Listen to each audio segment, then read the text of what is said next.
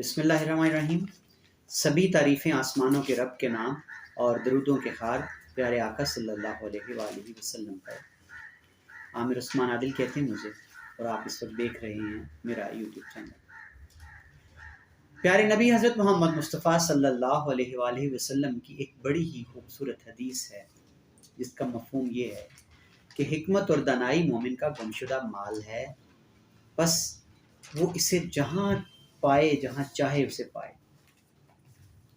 مجھے اس حدیث مبارکہ کی سمجھ اس دن آئی جب بہت عرصہ پہلے کی بات ہے، ہمارے گھر آنا جانا تھا ایک بزرگ تھے جو بظاہر پھیری کا کام کرتے تھے۔ ان کے پاس دریاں، کھیس، اس طرح کی مصنوعات ہوتی تھیں، اور وہ خاص طور پر ہمارے گھر آتے، اور مجھے یاد ہے کہ ہمیں چونکہ گھر کی روایات تھیں، مہمانداری ہماری والدہ کا خاصہ تھا، تو ہم ان کی تواضع کرتے، کھانے کا وقت ہوتا، جو بھی میسر ہوتا، تو وہ جتنی دیر ہمارے گھر قیام پذیر ہوتے، اپنی وہ گٹھڑی جو ہوتی تھی ان کی کپڑوں کی، وہ اٹھا کر رکھ دیتے، اور سستانے کے دوران وہ ہم سے گفتگو کرتے بڑی پیار شفقت سے۔ تو ان کے پاس ایک چھوٹی سی ڈائری ہوتی تھی، اس میں انہوں نے فون نمبر اور مختلف اقوال لکھے ہوتے تھے۔ تو ایک دن انہوں نے مجھے پاس بٹھایا اور ایک شعر سنایا۔ شعر کچھ یوں تھا: جو عالی ظرف ہوتے ہیں ہمیشہ جھک کے ملتے ہیں، صراحی سر نگوں ہو کے بھرا کرتی ہے پیمانہ۔ اس وقت شاید زمانہ طالب علمی تھا، مجھے ان کا وہ شعر جو تھا وہ شاید اتنا سمجھ نہ آیا ہو، لیکن ناظرین، جب زندگی گزرنے کے ساتھ ساتھ جب شعور کی پختگی ہوئی، جب حوادث زمانہ سہے، جب زمانے کے تھپڑ کھائے تند و تیز موجوں کے، تو پھر پتہ چلا کہ خوش خلقی، خوش اخلاقی یہ بڑے وصف ہیں، لیکن عاجزی، انکسار اور دوسروں کے ساتھ جھک کے ملنا، عزت دینا، یہ ایک بہت بڑی خوبی ہے۔ اور مثال جو اس شعر میں دی گئی کہ صراحی سرنگوں ہو کر بھرا کرتی ہے پیمانہ، یعنی ہم نے اگر پیمانہ بھرنا ہے، صراحی کو جھکنا ہوگا۔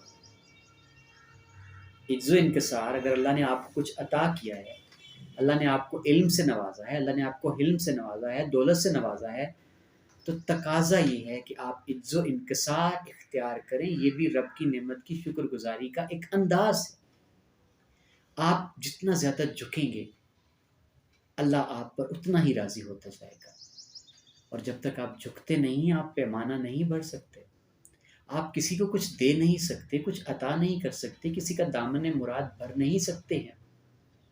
تو ناظرین، مجھے ان بابا جی کی وہ بات آج بھی یاد آتی ہے، وہ بڑا خوبصورت شعر، ان کا وہ انداز جو تھا۔ اور ناظرین، میرے لیے بحیثیت ایک طالب علم حیرت کی بات یہ تھی کہ ہمارا ایک کیا رویہ ہوتا ہے یہ ہانچہ فروشوں کے ساتھ، ریڑی بانوں کے ساتھ، یہ گلی میں پھیری لگانے والوں کے ساتھ۔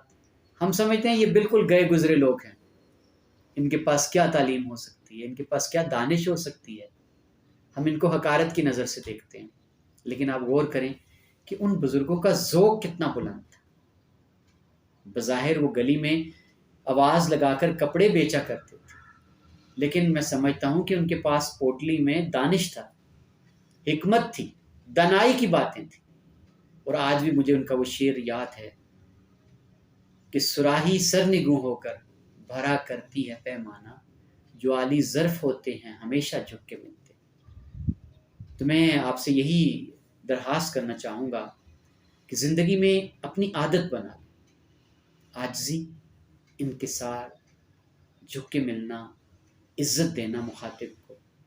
جب آپ نے اپنے وجود میں یہ ساری چیزیں اتار لیں تو یقین کریں کہ آپ کا وجود وہ خلق خدا میں مرجع حلائق بن جائے گا، وہ چاہے جانے کے لائق بن جائے گا، ستائش کے قابل بن جائے گا، لوگ آپ سے پیار کرنے لگیں گے، لوگ آپ سے ملنا چاہیں گے، لوگوں کو انتظار رہا کرے گا۔ آپ جس محفل میں جائیں گے، آپ رونق محفل بن جائیں گے، آپ محفل کی جان بن جائیں گے۔ تو کتنی پیاری خوبصورت حدیث تھی میرے آقا صلی اللہ علیہ وسلم کی کہ الحکمت راسا واقعی حکمت مومن کا گمشدہ مال.